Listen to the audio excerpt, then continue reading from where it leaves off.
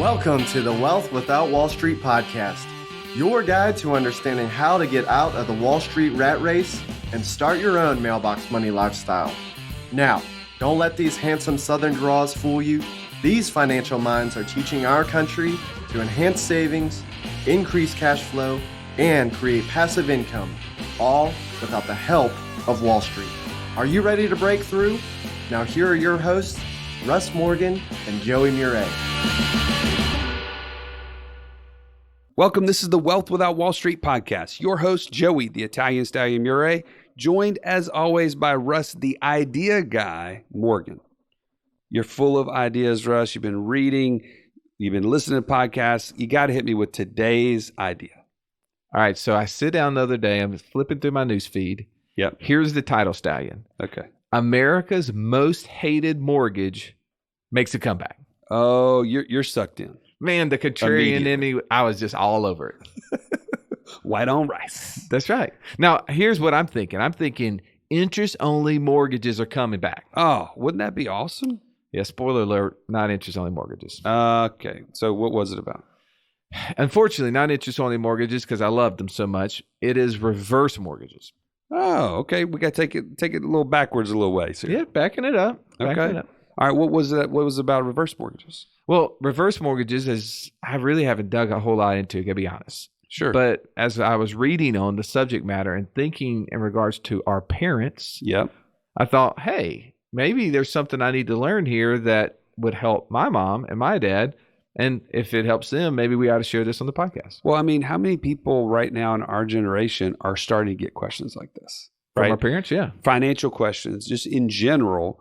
But I mean, reverse mortgage may be one of those topics. But I mean, what about like Social Security? What about, mortgage planning or estate planning, right? Yeah. Trusts and whatever. Like, these are things we need to know about.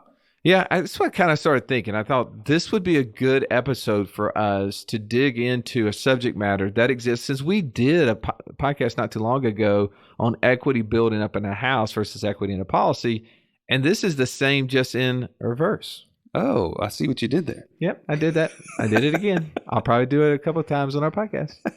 So, I mean, there's questions, though, about reverse mortgages we need to answer. There's myths. There's some things that we've heard about. And are they substantiated or are they not? Yeah. And so I just know this, that even though you were in mortgage for 11 years, how many reverse mortgages did you do? 0. Yeah. Okay. So I was not an expert in I was not going to ask you all these questions that I had. So we called in, we phoned a friend. Yep. David Karcher. Somebody that I actually met originally from you like 8-9 years ago. Yeah. We used to work at the same company for a short time.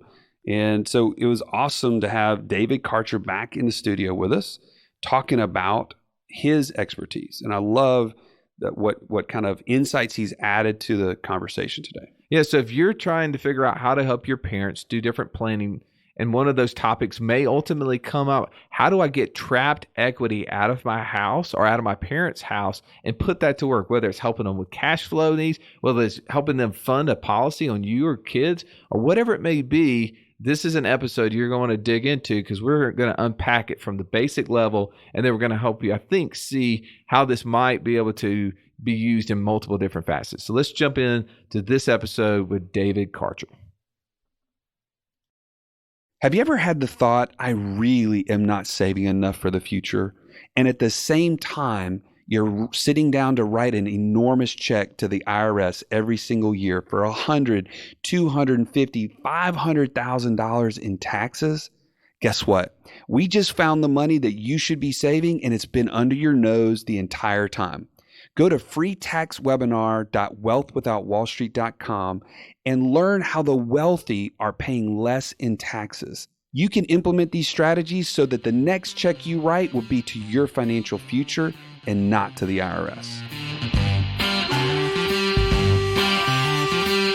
Welcome into the show, David Karcher. Man, we're so glad to have you here today. Man, thanks for having me, guys. I'm excited to be here.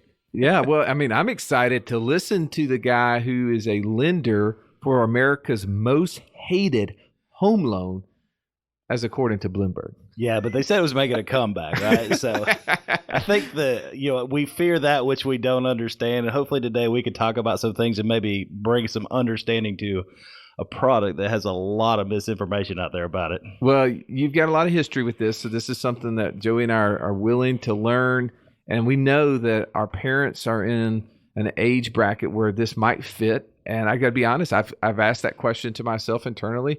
Hey, Russ, this is what I do sometimes. That's when how I'm he by talks myself. to himself. Right. Yeah. Hey, Russ, you looking good today, by the way. Should mom be using a reverse mortgage? I mean, these are conversations that I have Right. sometimes, and I don't always let you know what's going on inside my head, but today I am. So I'm interested to hear some of your thoughts on reverse mortgages, and also help me kind of get over maybe some misinformation, maybe some accurate information. Right. Is this a viable tool that people should be including in their plan? What are some of the myths? I mean, I think there's a lot of myths out there. Right. But let's start just ground level. Okay. People are listening. I'm a kindergartner. Explain a reverse mortgage. What is a reverse Exactly. mortgage? What's the basis of it? Yeah. You know, in the simplest form, and this is I love that question because I get it every day. In the simplest form, it is a mortgage, right? I got that part. Right. It's a mortgage. It's in the name of it. So you're borrowing money from the bank and you're using the house as collateral. In fact, I went to Webster's dictionary and I Googled the definition of a mortgage, and it says the conveyance of or a lien against the property for securing a loan that becomes void upon payment or performance according to stipulated terms. It's just a mortgage, right? We're just setting up, in most cases, we're setting up a line of credit on the house, right? Most people have their house paid for or paid down. We're just setting up a line of credit. We're taking an illiquid asset, provided some liquidity to it. Okay, but so anybody can do this, or what's the parameters? stipulations? Yeah, so it is a program that is designed for senior homeowners that are 62 years of age or older. So there is, unlike traditional lending, there is an actual age requirement. So once you meet the minimum age requirement, we can have a conversation about what a reverse mortgage is and whether it fits. And okay, so walk me through this. How much equity does somebody have to do something like that? Right. So again, because it's now an age-based product, it doesn't require a monthly payment. So the interest is being deferred. Your balance is actually going up as opposed to coming down, right?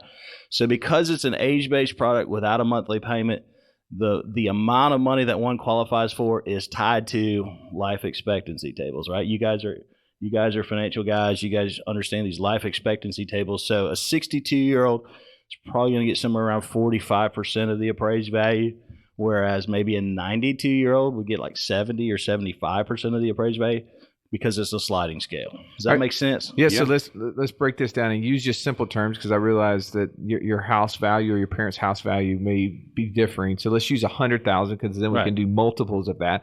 So if I had $100,000 value on my house and I was 62, then I could start out. They would basically give me a reverse mortgage up against $45,000. $45,000 line of credit, exactly. Okay, on a $100,000 house, right? Right. And in that case, let's say I had a mortgage that was $20,000 against the house.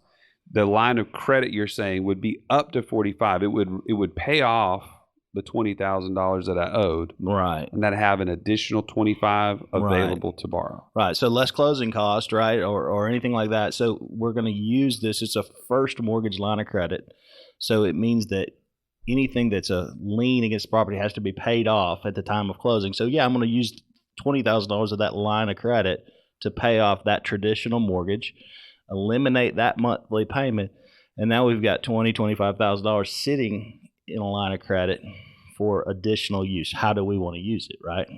So I'm sitting here, I'm thinking about mom, right? I'm thinking, what is it that I want for her? And one of those, I want her to live well in her retirement years. I want her to feel comfortable. I mean, she took care of me for 18 years. I mean, at least I want her to take care of herself and enjoy, the last 20, 30 years of her life as much as I possibly can. And I want to know, does this tool fit? So one option is she has a mortgage, she can use this to pay it off, right? Exactly. So now she's freeing up a monthly payment, I'm assuming? We're freeing up that monthly payment. So what was being sent out to the mortgage company on the first of every month is now sitting in the checkbook because we're not writing a mortgage payment anymore, right? So, in our world, we talk about improving cash flow. That is one of the major ways we can get an immediate improvement of cash flow is by eliminating a traditional mortgage payment. Because a lot of times in retirement, sometimes parents are saddled with maybe not having saved enough. Maybe there was some situations where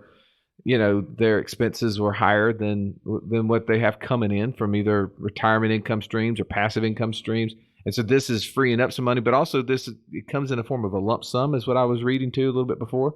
Well, once we set up the line of credit and we figure out how much money you got access to, then the way that we disperse those funds is varied. So lump sum is an option.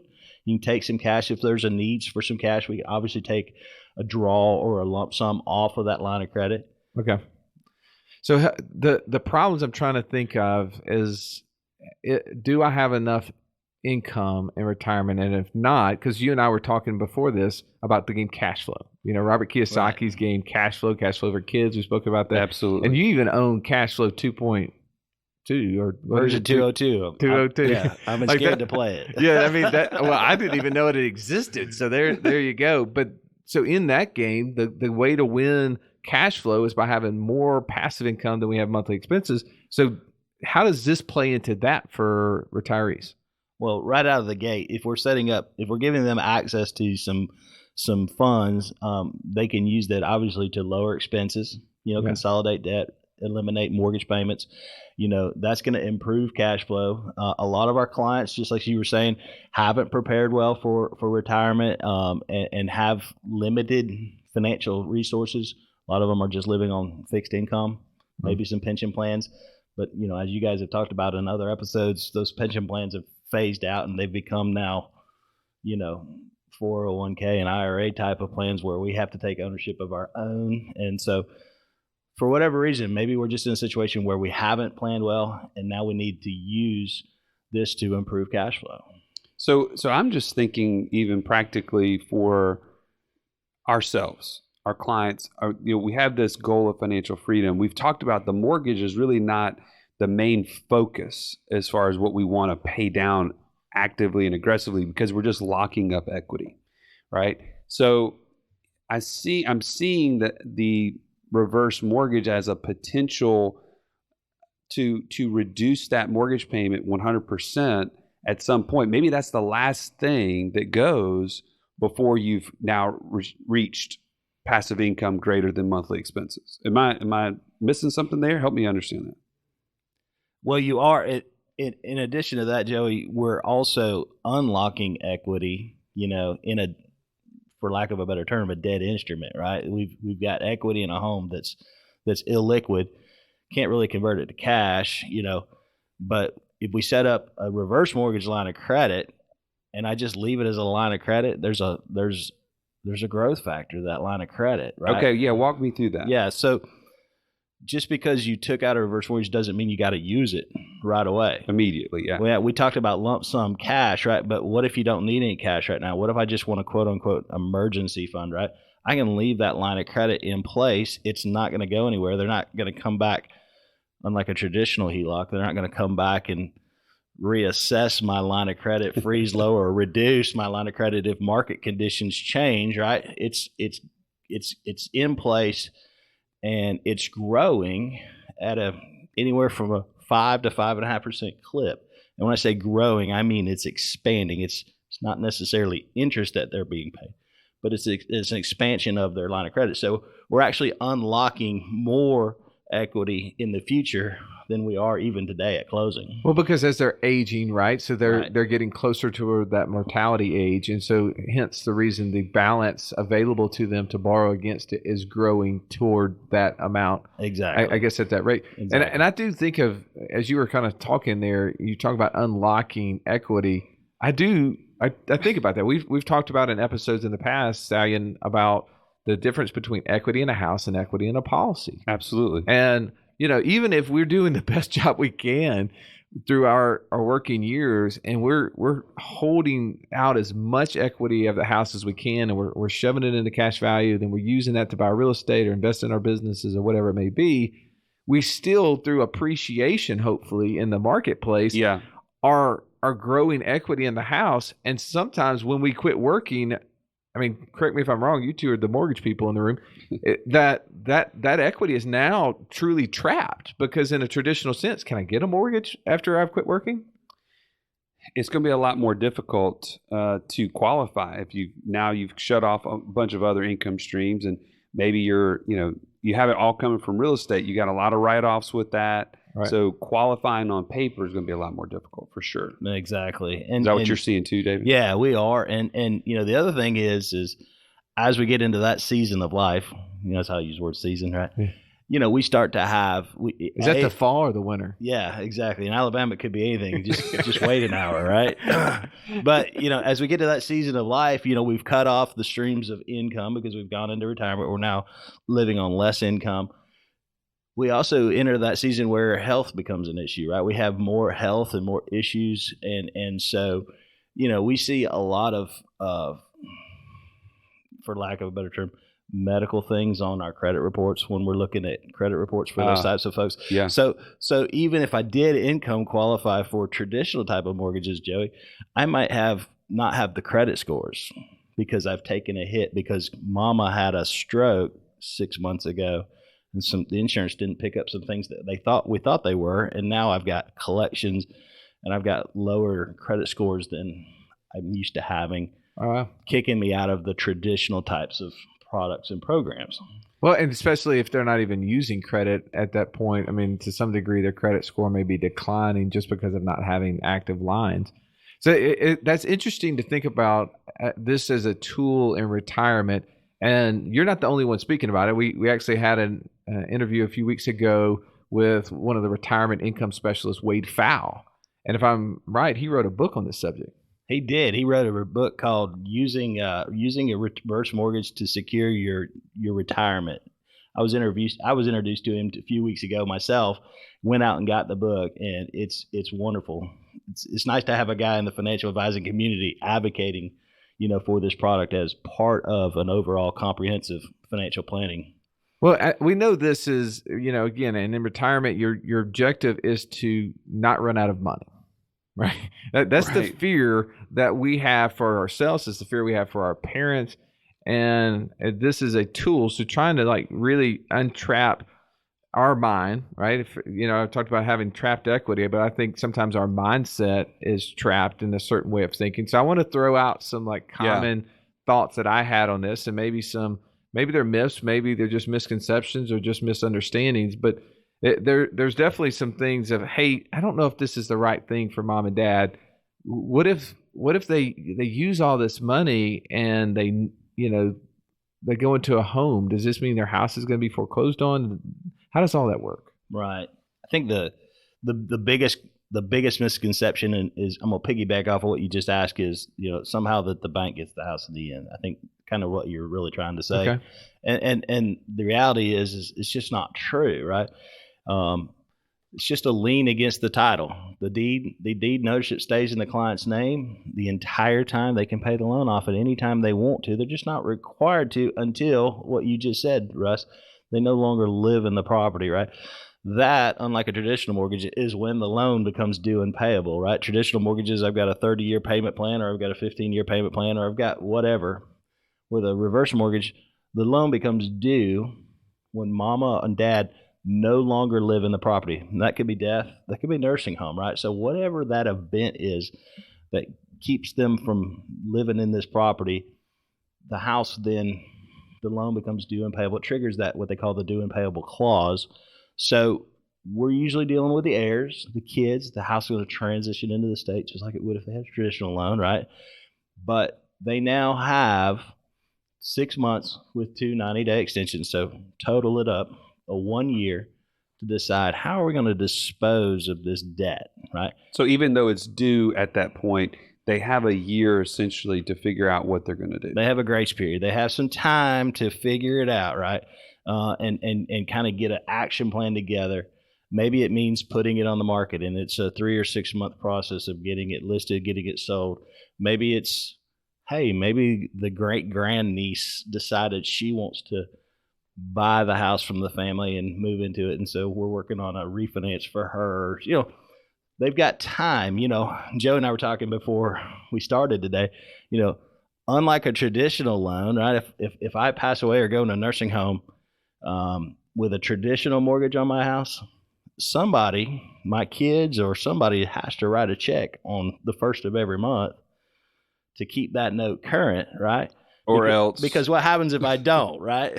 Or else they come take everything. They're going to accelerate this whole process, right? They're not going to allow me to go 2, 3, 6 months into this thing without taking some legal action against me, right? But with a reverse mortgage, mom and dad had access to this loan, this line of credit, in a no payment manner, and so the heirs now have a window up to a year without a payment while they try to figure out, hey, what are we going to do?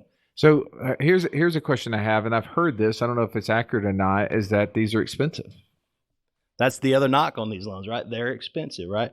And the reason they are to a degree is because it is a government sponsored loan, and so we pay a mortgage insurance premium, right?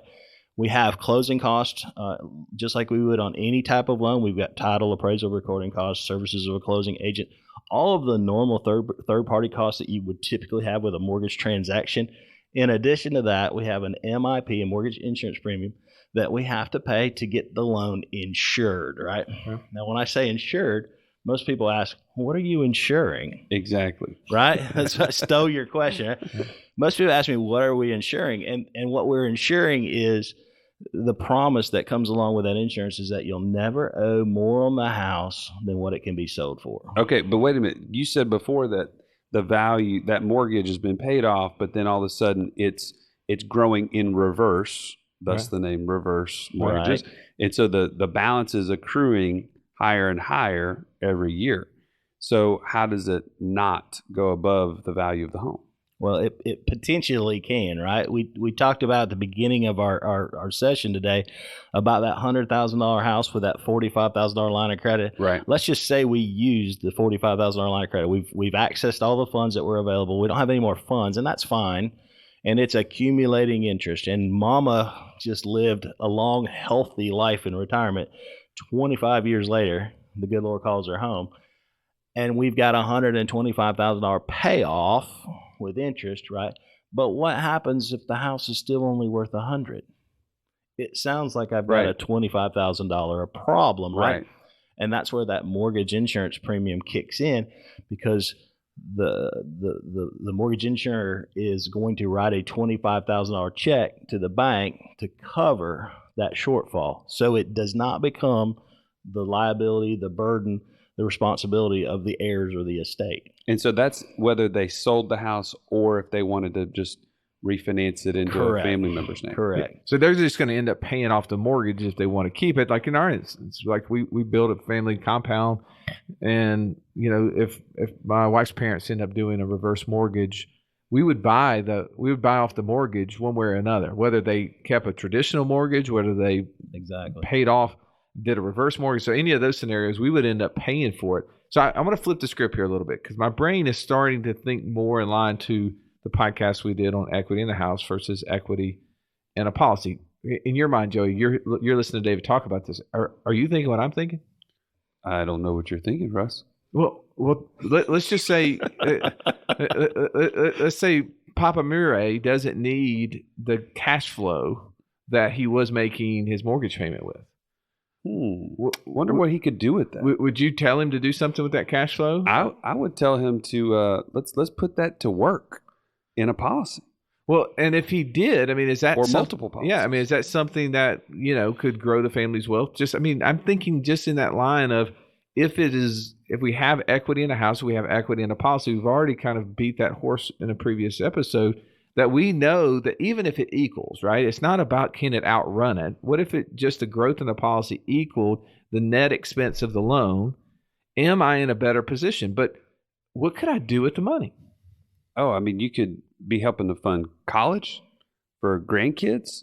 You could be using it for additional ways to pay down debts for the next generation. You could create other passive income sources. I mean, it's pretty much endless. My brain's going infinite on that. Infinite, would you say? Well, David, have you, give us some examples of things that you've seen people use whether it be the lump sums or the cash flows to pay. Like, Yeah. help me. I mean, you do this. I mean, how long have you been doing this, by the way? I'm a 21-year mortgage vet. I've been doing reverses exclusively for the last 8+ years. Okay, so you've seen a lot of scenarios. Yeah. Give us some scenarios of which people have used as cash flow.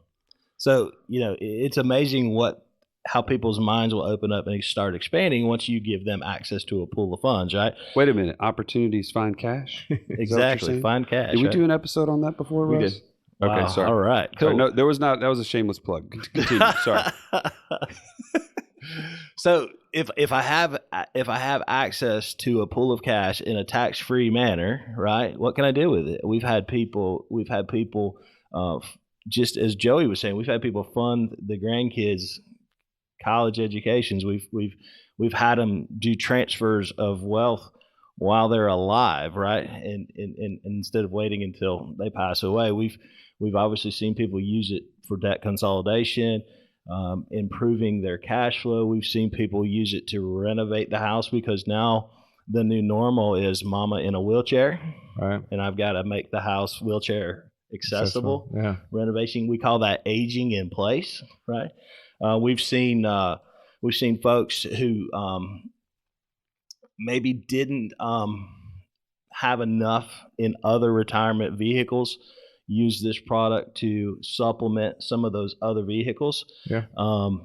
What about from long-term care? I know that there's been some questions I've heard from people lately, and I'm even thinking about aging parents.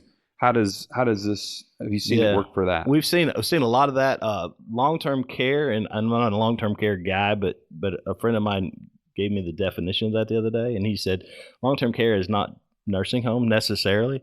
It's the inability to do 2 out of 6 the activities of daily living, right? So it can be in-home care, it could be assisted living, it could be a lot of different things, but a lot of people haven't prepared for long-term care planning. 2 out of 3 people are going to need some sort of long-term care. So what if I took some money, if I had access to a pool of money, right? What if I took some of that money and funded a long-term care policy that provided way down the road?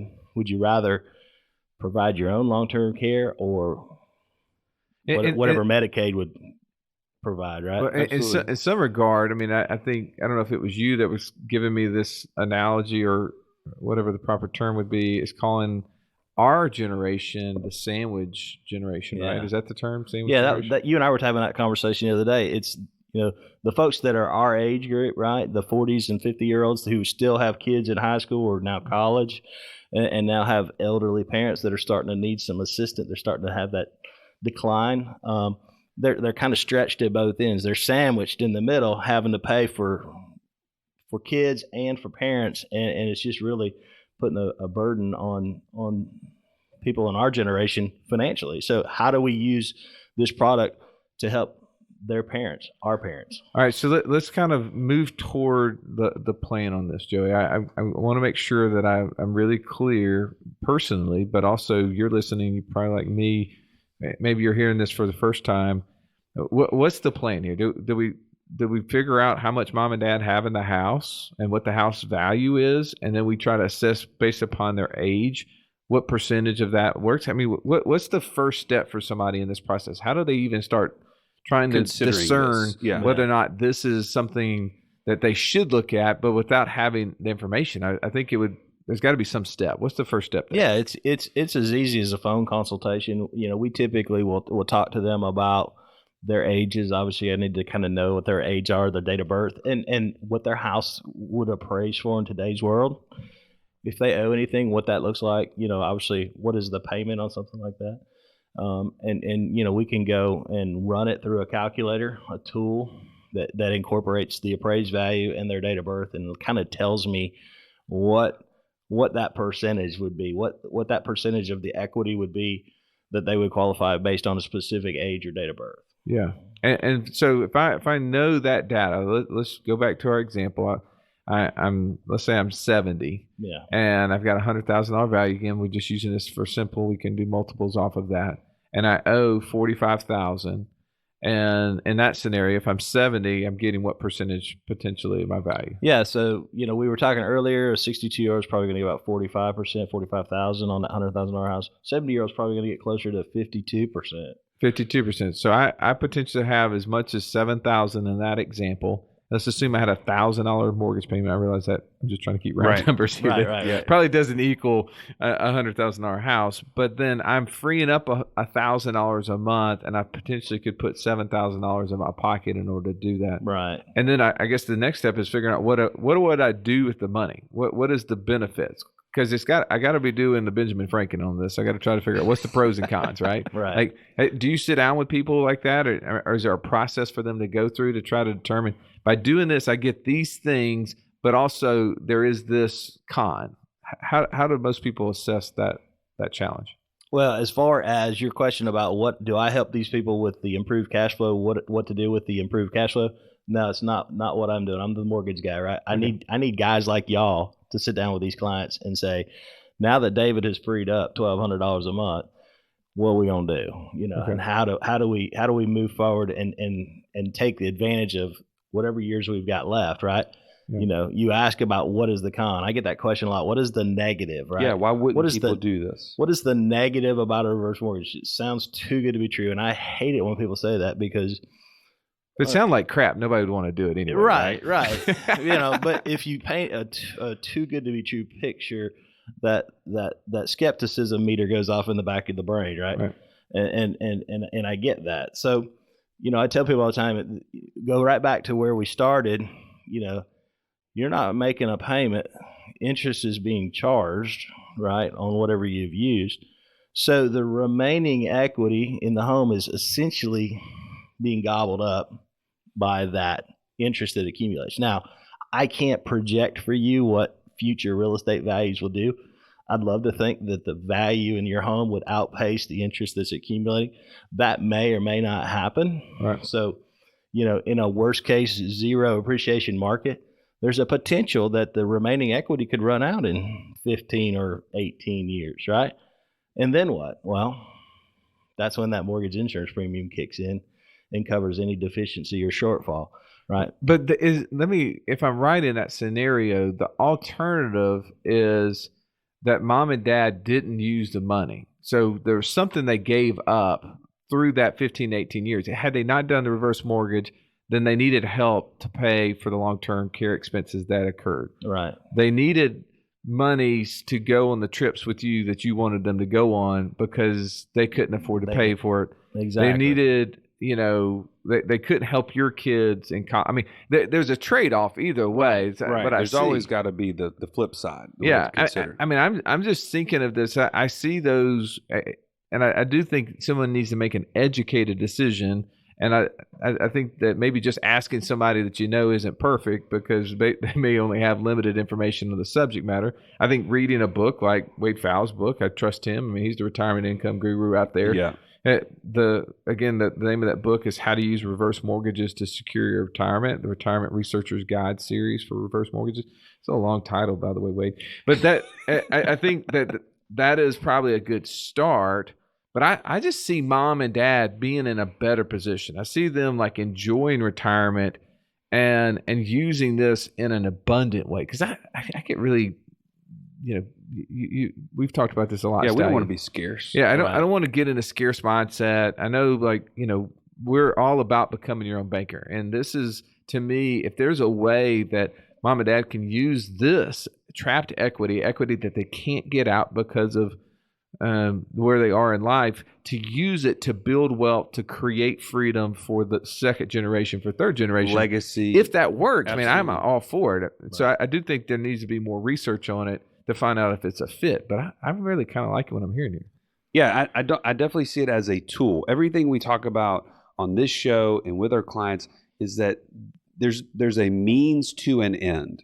And if you use the tool wrong, it doesn't matter, right? It's not going to help you get to that end properly. Right. So this is no different. And I think having an expert like you, David, on the show to share these kind of misconceptions and not to just like rush into this without, thinking through those things. I think you've added a lot of value today, and I'm really grateful that you were able to spend the time with us today. Well, thanks guys for having me. I will tell you that what I love and what has gotten me passionate about this product and kept me in it for as long as I've been in it is that it's about supplying options. Absolutely. In a season in life when options become somewhat limited, it's good to have as many options on the table as we can. And just like you said, Joey, it is a tool. It is not the end all be all. It is a tool. It is not for everybody. And we sit down and try to explore that with everybody. So David, people are listening. They say, man, I need to at least have a consultation with this guy. Yeah. How do they get in touch with you? Hopefully you guys can link me to your website. We'll see. put it in the show notes for sure. Yeah, absolutely. But the best way to reach me directly is cell 205-821-5905. Call, text. I'll get with you. Yeah, Awesome. you take it's a 24/7 hotline. I mean, it's okay.